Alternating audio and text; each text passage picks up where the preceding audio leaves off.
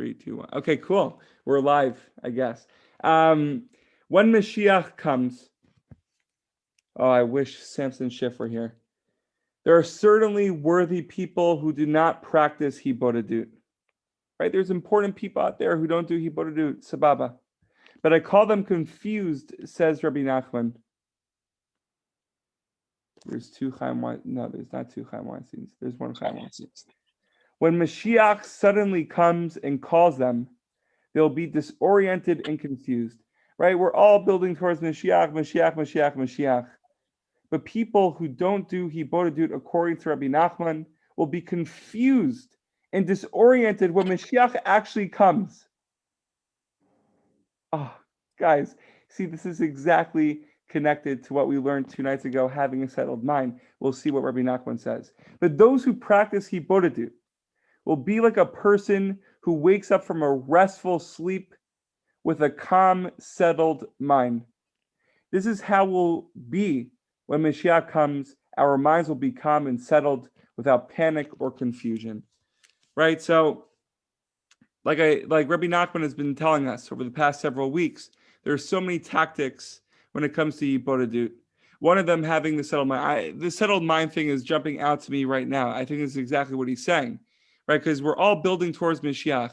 If one has a settled mind, if one's practicing, okay, oh, now Samson is on. This is Gevalt. Samson, we're talking about Mashiach. And when Mashiach comes, someone who practices Hibodedut day in and day out, when Mashiach actually arrives, which can be right now, we'll be like, Gevalt, because we have a settled mind. But someone who's not performing the act of Hibodedut, really just having a settled mind, will be disoriented, will be confused when Mashiach actually comes. Right? If you're studying so much for a test, it's just jumping out to me right now in my mind. If you're studying so much for a test and you get 100, you'll be excited, but you won't be confused. Right? But if you haven't studied at all and you get that 100, you'll be like, what just happened? And you're going to look into it. You're going to contact your friends. You're going to contact the teacher. It's not going to make sense. That's exactly what Mashiach will be like, or that's exactly what will be like when Mashiach comes. If we're preparing, if we're reflecting, if we're working on ourselves, it'll be like, Gewalt, I knew this was coming, right? And this is beautiful that it's here. But if you're just chilling, if you're one of the chillers, and by the way, you're able to be an important person. Rabbi Nachman points that out. There are worthy people who don't practice Hibodedut, right? If you're not doing Hibodedut and you're working on yourself, you could still, I guess, not be so confused. But if you're not really working on yourself, you don't have the motivation to, it can be confusing, but it'll be amazing, obviously, because we're all going to experience Mashiach together. But anyways, just something to throw out there from Rabbi Nachman. Questions, comments. First of all, thank you. So I don't really know I was going to learn tonight, but then I saw that WhatsApp for you and I hopped in, and I appreciate that very much, Jack. You put Torah into my day. Just crazy. It's a crazy thing. Okay. Amazing. And that's exactly what stealing Torah is. It's so crazy. Rav Nassan. Hey, bro. Rav Nassan. Mirza Hashem. Thank you, Chaim. I'm just trying to think, what measure of Hibodedut can prepare us for Mashiach? That's... what can I think about in my alone time that'll get me ready for the entire world to be flipped upside down, I think it's having constant conversation with Hashem, right? If you're constantly involved in Hashem's world and you're aware of Hashem, you're speaking to Hashem, you're connecting to Hashem, right? The less surprised you'll be. Right.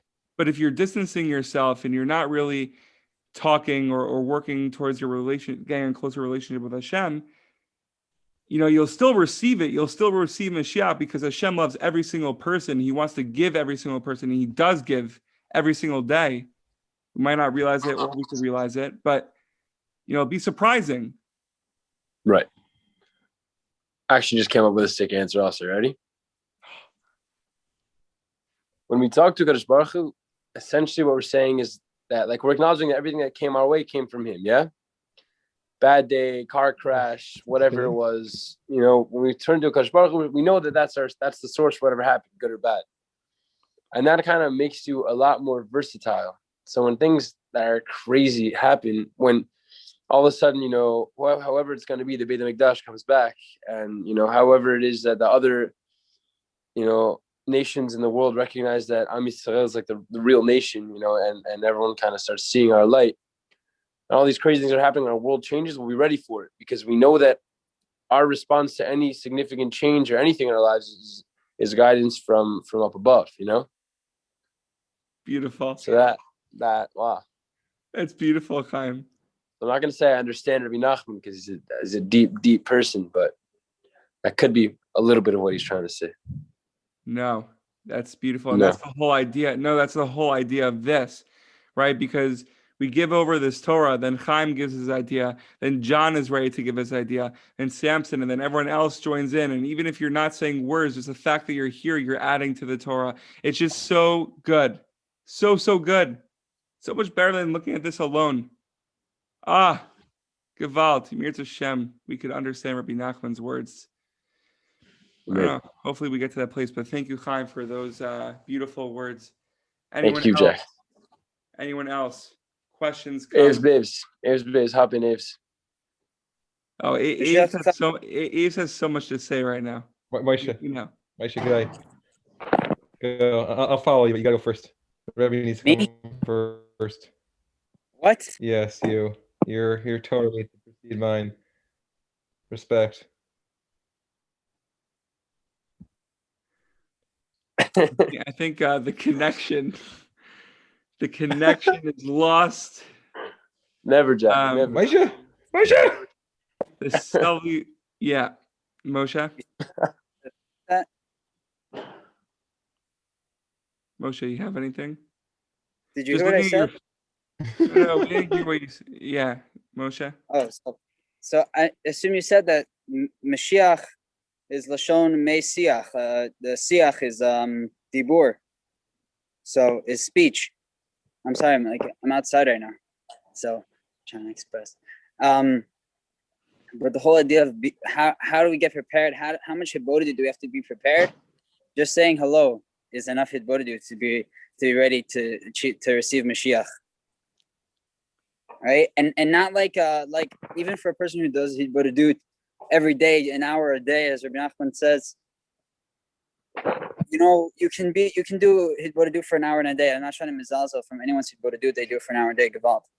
But to do it, to say one little letter, to say the word letter Hashem, I'm thinking to you, and I'm saying to you Aleph. And to say that with a full kavanah, you're ready for Mashiach. That's all. Beautiful, Moshe. I sort of missed the beginning, but it seemed, unless I'm wrong, there was a prepping for Mashiach seemed to be the theme, and in a little contrast to what was mentioned before, a little more mystical way. I'll take more of a rational perspective. I think that it's Mashiach. You know, when Mashiach comes, there's going to be some a cosmic change. It could be. There's a great picture that Yoni Schwartzman showed me. I think it's in the right. I don't know where it's in the right. It's a picture of Harabai. There was a light rail going to Harabai, and there's an elevator, and technological advances with the with the redemption and the temple, which I think is, at the end of the day, we're not going to sort of move back to the Stone Age. We're going to incorporate the, I guess, postmodern age has been whatever age that will be, with the technology and the social aspects. In that, I think there is something to say about how we should prepare for even more of a natural coming of Mashiach. There's a machloka between Rav and Shmuel, and then followed by Rav and Abai, I'm pretty sure. If Mashiach is inevitable, or do we need to, or is it up to us? Rav says it's going, it's only Mashiach only comes if we do tshuva, and Shmuel says it's going to come no matter what. The Rambam sort of paskins sort of combines both of them. Interesting theory, but I think there is something to say about the former opinion. Shmuel, Rav, and I think is also Abai. Could be wrong. I know it's Rav for sure. And that at the end of the day, preparing for Mashiach is not only just praying to Hashem, but if you understand like what is, at least what prayer is, like when you do tefillah, I believe there's a combination of, there is this private, silent, talking to God directly, this encounter and experience, this faith encounter with God privately, personal experience, as well as a public worship. Because when you do the silent Amida, everything is pluralized. Everything is, Hashivenu, Sha'enu, Re'ebanyenu. It's all new. It's all this anachnu, this we. And I think there, in the end of the day, like, yes, you have to be in a minyan. There's a sense of like this personal experience you're having with God, but also this communal aspect as well. And the Mizmor Saflahim Tzaba Kale by Kevin Shpot, like God's found in a presence of many. And I think that when it comes to, when we ask for Hashiva Shotena, we're asking God to redeem us and bring us back and to sort of come to this Messiah, which actually is, I find quite ironic. You go from Barech Aleinu, and then you move to Kappa Shofar, you kind of move into this little by little requesting things that are redeeming qualities that we will have, hopefully. And you sort of finish with Etzamach David Avdecha after Yerushalayim, and sort of like, then we're going to crown the Davidic dynasty. We're going to have a king again and Mashiach. And what is the following request? The following bracha is Shema Kolenu, the most personal of the blessings, of the requests. You're talking about, like, God, please, bring us back to Israel and the redemption, and then you have this super private thing, and then it's the avoda, let's say Tachazena Modim. And I think there is something very powerful in that connection, that it's not, there's a reason for that.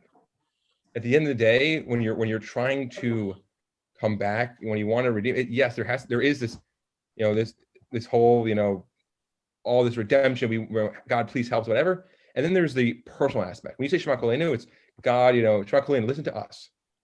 Please hear us out. Not just, for all those things, but everything. Because at the end of the day, and I think this is something that fortunately permeates our society, especially Judaism, and that there's so many denominations, and as Moshe has told me many times, there's some men who put tefillin on more, some put on tefillin less, some women who like candles more, some who like candles less. At the end of the day, we're all Jews. We're all a family. And it's not my It's not your chiddush. It's not your chiddush. But you're the one who's been. You're the one who told me, and that was so powerful, so powerful. And I think at the end of the day, I'm sorry, I've dragged this on so long. I'm very No, this is good. A lot of stickers. Very tangential. But I think that one of the most important things, and one of the most unfortunate things, that we have all the denominations that we, in a sense, even you can look at a lot of like halacha to other, whether it's unfortunately, Rav Moshe, the Chazon Ish, whatever it is, like when it comes to other denominations, you have sort of this negative, like as much as we love them, there is certain negativity that is forward to them. And I'm more than welcome, people can disagree with me on this, but look at Rav Moshe, look at Chazon Ish.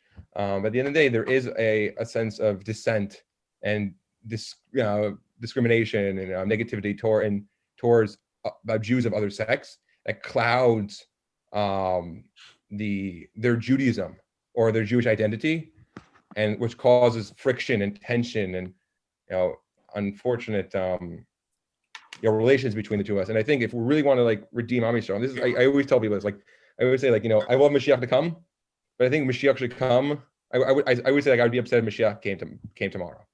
Not because I don't want Mashiach to come, but I think Mashiach should come when we're deserving it. When we Get have. Out. I know. There's Leave the chat. But I believe that Mashiach should come when we have deserved it. God should just send Mashiach. Mashiach should come when we have come peaceful with each other. There should be tranquility between Am Yisrael. Am Yisrael was fighting. Mashiach should come. No, get out. It's not true. It's not true. According to Rav, it is. According to Abaye, it is. According to your Rebbe, it's not true.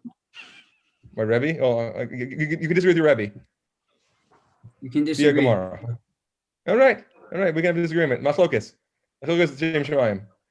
But I really do think that, like, we, at the end of the day, what we should be asking Hashem for more so is really reminding ourselves that if we really want Mashiach to come, really want redemption, we got to start being nicer to each other.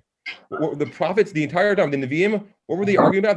The most common thing it wasn't you're not keeping Shabbos. It was stop being a jerk to everyone. Stop being corrupted. The Gemara says, Rabbi Yossi says, why was the temple destroyed? Not because of Gil Rayas. Well, that was one of the things. That's also based on the because they followed Piyadim and no Nimishort Adim. They didn't go beyond. They were so corrupted. They couldn't treat each other with respect. If we really want Mashiach, we really want redemption, we want, Ikvei de Mashiach. Jeremy, what are you doing? Jeremy's in my apartment. It's being weird. I think it really should be, reminding ourselves how much we need to treat each other better. That what God asks of us is not just to follow commandments, but to utilize those commandments to better ourselves and the people around us. And that's how we should prepare for the coming of Mashiach. We should have Machloket Shamayim. Shrecha. No, it's beautiful. John, just to, that was beautiful. There's just a lot there. We definitely have to do Chazara on whatever you just said, because there's just so much. No, I'm being serious. All important. But that's exactly connected to what we were just saying, right? If you're preparing with individually in your connection with Hashem, Gewalt, you'll be ready, and it'll just be calm and peaceful when Mashiach actually comes. But same thing with other people. If you're preparing with other people and you're acting kindly towards others, you're giving to others, they'll also feel that calmness as well. But someone who's not engaging in both, it'll just be a shock. It will be a shock. If someone's on the sidelines, not doing anything, very passive, everyone's doing something. But when you have the mindset of being passive and not active, it can be a shock when Mashiach comes. It can. So, John, you have to start the Mashiach initiative. You have to help Am Yisrael prepare. Right? That's exactly what it is. So you'll start it. You'll start it today. You'll start it today. Every morning, say hello. Please and thank you. Exactly. Just saying a simple hello. Gewalt. Anyways, thank you for that, John. But again, we have to do it. Anyone else have anything to say? Yes. iPhone, you have anything? Samson, Racheli, Aves, all the way in the depths of the basement in the Stepner household. It's only down here. I'll come soon. Jack. Yeah, Jeremy, you have anything? iPhone? Just stick a little thing. You're a little loud. Rabbeinu talks. I can hear from here. He talks extensively about the idea of hitbodedut, but some people think that you gotta go to a forest, you gotta go to this place, the cliffs, a crazy place. But you gotta know that's all. It's all about simplicity, So all you gotta do is crawl up under your covers and just talk to him. He's always waiting. You don't have to do something anything crazy. Just be a simple push at the end. Just crawl to your covers and just start expressing words. Just let things flow. And he's always listening. So that's all you gotta do. Don't think too crazy. Just be simple. Just be simple. Love it. Hashem is everywhere. It's Gewalt.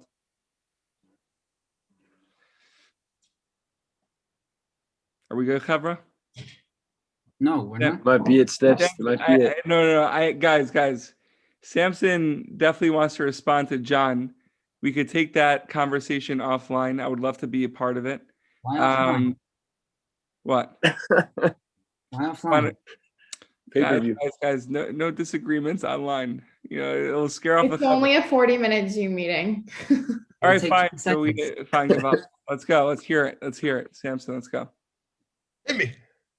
Why do we need Mashiach now? Why do we need Mashiach now? This second. Gewalt.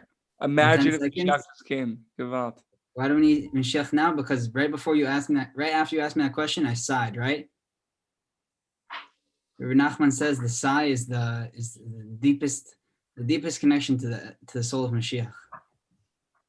A Jew's sigh can bring Mashiach in a moment. Why? What's a sigh? What is a sigh? What's it's just releasing. He's saying I don't have the koach to continue. And you say Hashem, just do it. Pesach is all about just saying Hashem, just do it. Also Purim, but a different Inyan. You know what? Same Inyan for Purim. Because Mordechai Sai is during the time of Purim. As I said to you, John, I explained it to you also. No, John's also getting into it, like Chaim and I. Also. We got different visions, man. Don't change mine, but different visions. Yeah, we got Hillel and Shammai here. Yo, Rabbi Yeshua and Rabbi Eliezer. Why Hillel and Shammai? Lama kacha? No, change mine. We have differences of opinion. Okay. All right, Samson. Kitzer. Keep going. Kitzer. I'm not denying the fact that we need to have love for one another. We know that the second Beit HaMikdash was destroyed because of Sinat Chinam. And of course, terrible machlokot between Jews in all different types of sects are horrible. We see Jews in Israel sometimes call other Jews that aren't so put on tefillin less or light Shabbos candles less. They call them not Jews. But they know and we know, and everybody knows. And even if they say on the outside that they're not Jews, they know on the inside. And all their rebbes and all their ravs in yeshiva will call that person in Tel Aviv or in the kfar up north or in the kfar down below, down in the south, that are doing whatever they're doing on whatever day they're doing it. They'll call them Jews and they'll love them every second if they really knew their essence. But that's why we're able to say, that's exactly why I'm able to say Mashiach should come now, even though right now on the outside they're saying, they're not Jews. Because on the inside, which Mashiach is coming to reveal the inside, which is exactly the idea of which we started with Mashiach, right? It's the speech, it's the flowing of words. May is from the lashon of water. Mashiach, it's that flowing water, that's the flowing of words as Mashiach. And it might be that right now, those two groups of people that don't see eye to eye on certain issues, it might be that they don't see eye to eye when Mashiach comes. But the whole point of Mashiach is that Mashiach, that flow, that be able to talk, to be able to speak to each other. So right now, that's why Mashiach needs to come right now. So that if right now I can't say on the outside that everyone's a Jew and everyone's the highest Jew. I don't know the level of another person's soul. Right now I can't say that. When Mashiach comes and everyone's able to speak to each other like they love each other like they should, then we'll be able to reach it. And that's why Mashiach needs to come now. Wow. Oh my gosh. Actually, you have to be able to say it on the outside. Wow. You don't need another intermediary to do My it for phone's you. overheated. You have to be able to express it yourself. All right. It's easy to keep it on the inside. You got to be able to It's easy. confidently You're do it on right. the outside. You're right. It is easy to keep it on the inside. It's so easy. Anton. Yeah, Kimu V'Kiblu. We got to do it. Kimu V'Kiblu. That's what we need Pesach. That's what we need. We need that Purim. Pesach. We need that. John, that's why you're signing the Mashiach initiative. Exactly. Yeah, we're perming it. We're perming it. Kimu V'Kiblu. All right, Human good. initiative. Givaldi. Let's do All right. Kimu What about Shemayim be? Chevra, I know we're all fired up right now. The phones, the computers are overheated at this point, like Chaim mentioned. But We're going to Shabbos very fired up. Perfect. No, this is beautiful. This is beautiful. I just want to wish you guys health in every aspect of life and success, whether you're doing IDC and Pesach at home in Livingston, whether you're doing the army defending Am Yisrael in Pesach in Eretz Yisrael, whether you're in Ariel University doing half of Pesach in Israel and fully Pesach. Building bridges, baby. Building bridges.